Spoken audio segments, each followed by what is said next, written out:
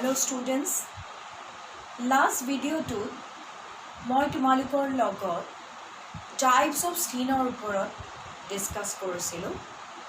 আমাৰ কিমান প্ৰকাৰৰ স্কিন আছে, কেনেকুৱা স্কিনৰ কেনেকুৱা ধৰণৰ বৈশিষ্ট্য হয়, কেনেকুৱা স্কিনত কেনেকুৱা ধৰণৰ প্ৰডাক্ট আমি ইউজ কৰিব লাগে আৰু কি কি কাৰণত হয় তেনেকুৱা স্কিন ইত্যাদি কথাবিলাকৰ ওপৰত আমাৰ ডিসকাশন হৈছে।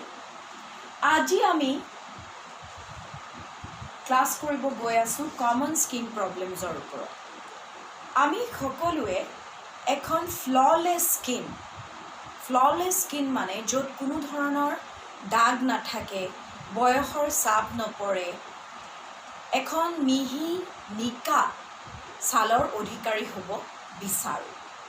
জেনেৰেলি আমি সঘনে বা দৈনন্দিন জীৱনত আমি তিনিটা প্ৰবলেমৰ বা সমস্যাৰ সন্মুখীন হোৱা আমি দেখিবলৈ পাওঁ। প্ৰথমটো হৈছে একনি, যিটোক আমি অসমীয়াত শালমন বুলি কওঁ, ব্ল্যাক হেডছ,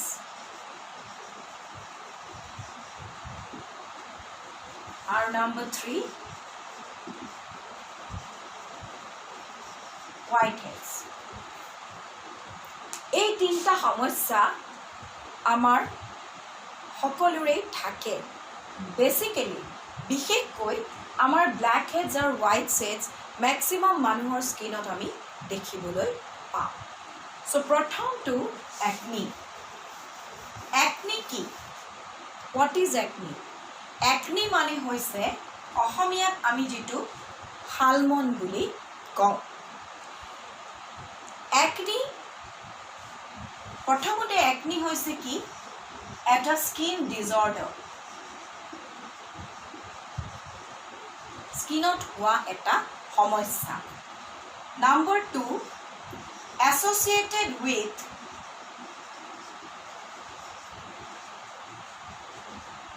oil glands,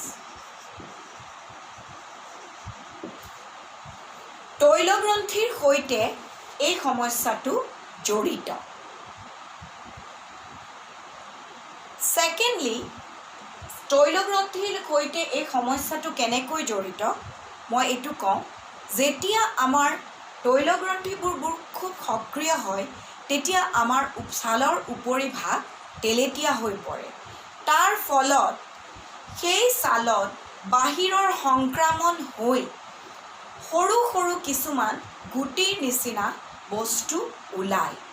তাত যেতিয়া সংক্ৰমণ হয় আৰু সেই বস্তুটো যেতিয়া গোটা গুলপীয়া বিষ থকা এটা ৰূপলৈ ৰূপান্তৰিত হয়, সেইটোকে আমি কি বুলি কওঁ? শালমন বা একনি বুলি কওঁ। এটা শালমন বা একনিটো আমি ক'ত ক'ত দেখিবলৈ পাওঁ, ক'ত ক'ত হোৱা দেখিবলৈ পাওঁ? এৰিয়াজ ফেস, নেক, shoulder, chest, back, etc. আমাৰ মুখ, ডিঙি, কাণ, বুকু, পিঠি ইত্যাদিত আমি একনি হোৱা দেখিবলৈ পাওঁ। একনিটো কেনেকৈ হয়? আমি প্ৰথম পালো একনি কি বস্তু। একনি এটা স্কিন ডিসঅৰ্ডাৰ। কিহৰ কাৰণে হয়, কিহৰ লগত জড়িত? আমাৰ দেহত থকা অইল গ্ল্যান্ডছৰ লগত আমাৰ এই ছালৰ সমস্যাটো জড়িত হৈ আছে। ক'ত ক'ত হয়?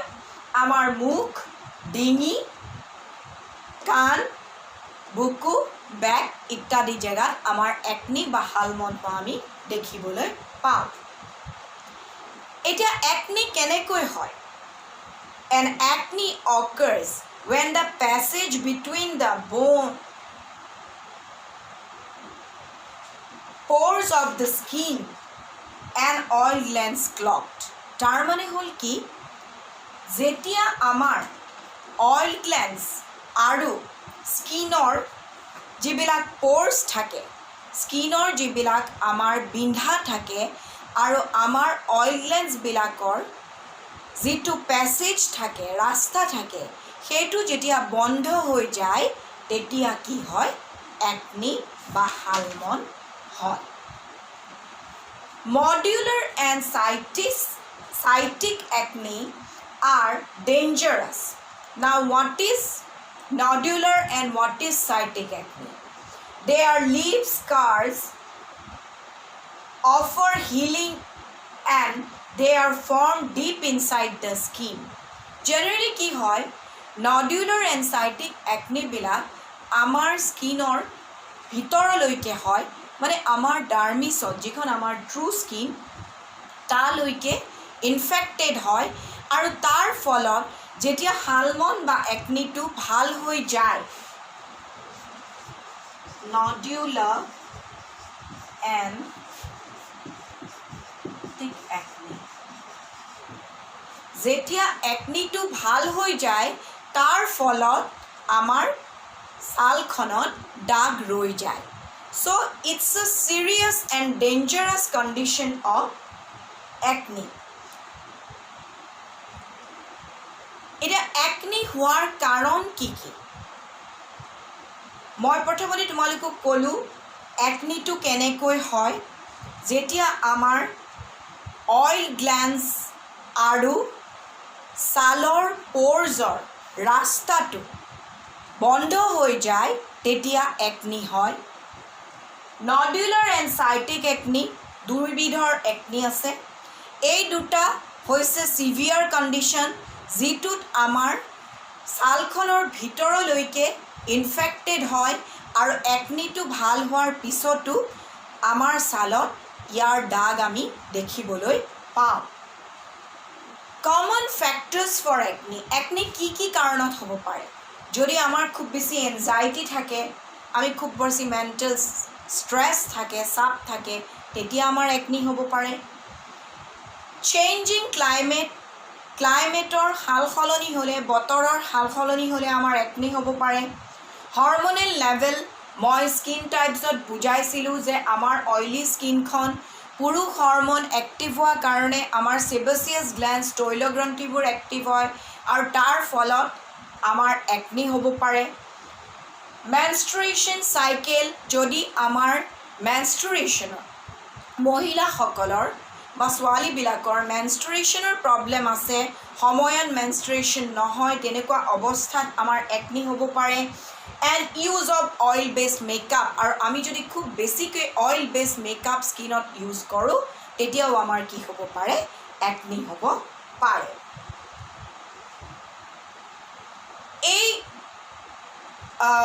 একনি সমস্যাটো এই হালমনৰ সমস্যাটো আমি কেতিয়া খুব বেছি এক্টিভ হোৱা দেখিবলৈ পাওঁ যেতিয়া আমাৰ পিউবাৰ্টি যিটো সময়ত আমাৰ পিৰিয়ডছ হয় বা এডোলেন্স পিৰিয়ড যিটো সেই অৱস্থাটোত কৈশোৰ অৱস্থাটোত একনি হোৱা খুব বেছিকৈ দেখিবলৈ পোৱা যায় যিহেতু আমাৰ পুৰুষ হৰম'নবোৰ খুব সক্ৰিয় হয় তাৰ ফলত আমাৰ ছালখন তেলেতীয়া হয় আৰু তেলেতীয়া ছালত আমাৰ বাহিৰৰ সংক্ৰমণৰ কাৰণে হালমন বা একনি হোৱা আমি দেখিবলৈ পাওঁ কিন্তু কেতিয়াবা older age গ্ৰুপতো আমি একনি বা হালমন ওলোৱা দেখিবলৈ পাওঁ next one is blackhead now what is blackhead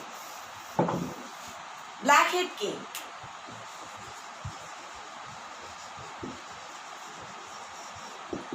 আমি আমাৰ নাকৰ ওচৰত কিছুমান সৰু সৰু কোলা কোলা আলপিনৰ নিচিনা বস্তু আমি দেখিবলৈ পাওঁ অইলি সাৰফেসত আমাৰ মুখত ডিঙিত কান্ধত পিঠিত এনেকুৱা ধৰণৰ সৰু সৰু কিছুমান কোলা কোলা আলপিনৰ নিচিনা বস্তু ওলায় আৰু সেইটোকে কি বুলি কয় ব্ল্যাকহেডছ বুলি কয় এইটো এটা কমন স্কিন প্ৰব্লেমছ হয় সিন ডিউৰিং puberty যেটো মই ক'লো puberty adolescence period or with people who have oily skin যাৰ তেলেতীয়া ছাল থাকে তেনেকুৱা ছালত ব্ল্যাকহেডছ হোৱা দেখিবলৈ পাওঁ স্কিন প্ৰব্লেম এইটো এটা কমন স্কিন প্ৰব্লেম আৰু আমি puberty ষ্টেজত দেখিবলৈ পাওঁ puberty আৰু যাৰ অইলি স্কিন এই তিনিটা অৱস্থাত আমি ব্লেকহেডছ হোৱা দেখিবলৈ পাওঁ small বাম্পছ that appear black in color and occur due to clogged hair follicle সৰু সৰু মই অকমান আগতে কৈছোঁ সৰু সৰু আলপিনৰ নিচিনা হয় স্মল বাম্পছ আৰু এইটো কি হয় কালাৰটো ইহঁতৰ যিটো বৰণ সেইটো ক'লা হয় আৰু ডিউ টু ক্লগ হেয়াৰ ফলিকেলছ আমাৰ যিটো হেয়াৰ ফলিকেল থাকে নোমৰ যিটো গুৰি থাকে সেইটো বন্ধ হৈ যোৱাৰ কাৰণে ওপৰত আমি ক'লা ক'লা কিছুমান বাম্পছ বা সৰু সৰু আলপিনৰ নিচিনা বস্তু আমি আকাৰৰ বস্তু আমি দেখিবলৈ পাওঁ Mild form of acne generally occurs on nose and other body parts such as back, chest, neck, arms, etc. Mild form of acne আমি সেইবিলাকৰ পৰা কিছুমান সৰু সৰু acne হোৱাও আমাৰ nose আমাৰ other parts such as back, chest, neck এইবিলাকত আমি দেখা পাওঁ Blackheads, the skin around the clogged pores, appear as a result of which the oil or dead skin present inside the pore get oxidized, giving black color to the pores. Actually, blackheads to keneko appear hoy.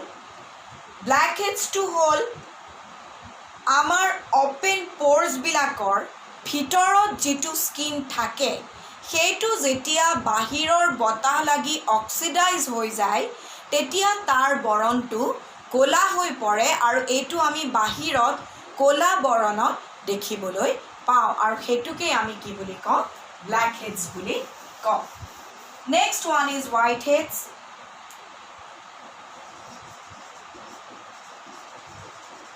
Whitehead is also a mild form of acne. Smaller round blackheads আমি পাইছিলোঁ smaller round black bumps আৰু whiteheads আমি পাওঁ white round black bump a white round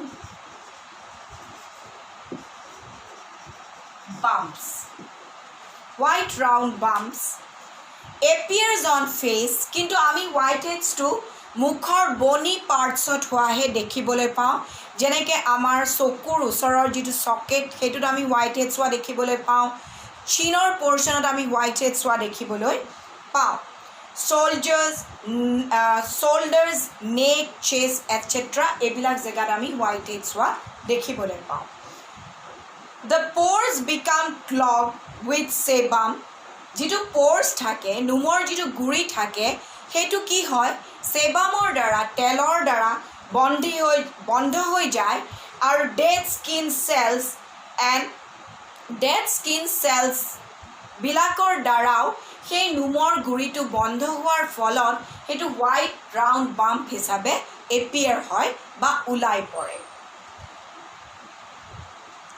causes of হোৱাইটহেডছ R আমি যদি স্কিনখন ভালকৈ চাফা নকৰোঁ তাৰ ফলত আমাৰ হোৱাইটহেডছ হ'ব পাৰে হৰম'নেল ইমবেলেন্সৰ কাৰণে হোৱাইটহেডছ হ'ব পাৰে ডেইলি হেবিটছ আৰু জেনেটিক ফেক্টৰ মানে আমাৰ যদি কাৰোবাৰ বংশত তেনেকুৱা হোৱাইটহেডছৰ প্ৰব্লেম আছে আমাৰ সেই বস্তুটো জেনেটিকেলি আমাৰ গালৈ আহিব পাৰে It cannot be extracted by squeezing. Blackheads নিচিনা আমি whiteheads squeeze কৰি বা চেপি পেলাই আমি ৰিমুভ কৰিব নোৱাৰোঁ The size of whitehead varies from 1 to 3 mm. Whitehead একোটাৰ size 1 to 3 mm লৈকে থাকে So আমাৰ কমন স্কিন প্ৰব্লেমছৰ ভিতৰত সকলোৰে জেনেৰেলি আমাৰ স্কিনত হোৱা কমন স্কিন প্ৰব্লেমছ কেইটাই হৈছে ব্ল্যাকহেডছ হোৱাইটহেডছ আৰু একনি আৰু আমি মেইন ফেক্টৰটো হ'ল আমি যদি আমাৰ ছালখন পৰিষ্কাৰ কৰি নাৰাখোঁ আমি যদি বেলেন্স ডায়েট নাখাওঁ আমাৰ যদি আমি সেবাচিয়াছ গ্লেণ্ডছৰ পৰা ওলোৱা সেবামছবিলাক আমি কণ্ট্ৰল নকৰোঁ অইলি স্কিনত যদি আমি অইল অইলি স্কিনৰ কাৰণে যদি বা পিম্পলছ হোৱা পিম্পল প্ৰন স্কিনত যদি আমি পিম্পলছ ট্ৰিটমেণ্ট নকৰোঁ, এনেকুৱা সমস্যাবিলাকৰ কাৰণে যদি আমি কোনো ধৰণৰ ট্ৰিটমেণ্ট নকৰোঁ, তেতিয়াহ'লে আমাৰ প্ৰব্লেমছবিলাকৰ পৰা আমি হাত সাৰিব নোৱাৰোঁ। চ' ষ্টুডেণ্টছ, তোমালোকে ভিডিঅ'টো চাই ক'বা, try two subscribe my channel, আৰু মই ভাবোঁ যে তোমালোকে ভিডিঅ'টোৰ পৰা বহুতখিনি লাভ হ'ব লাগে তোমালোকৰ, মই আশা কৰিছোঁ। নেক্সট ক্লাছটোত মই তোমালোকক ডিছকাছ কৰিম how to treat with acne. একনিক আমি কেনেকৈ ট্ৰিট কৰিম আৰু আমি কেনেকুৱা ধৰণৰ ফেচিয়েল কৰিব লাগে, কেনেকৈ কৰিব লাগে পিম্পলছ ট্ৰিটমেণ্ট, এইটোৰ ওপৰত আমি ডিছকাছ কৰিম। Thank U.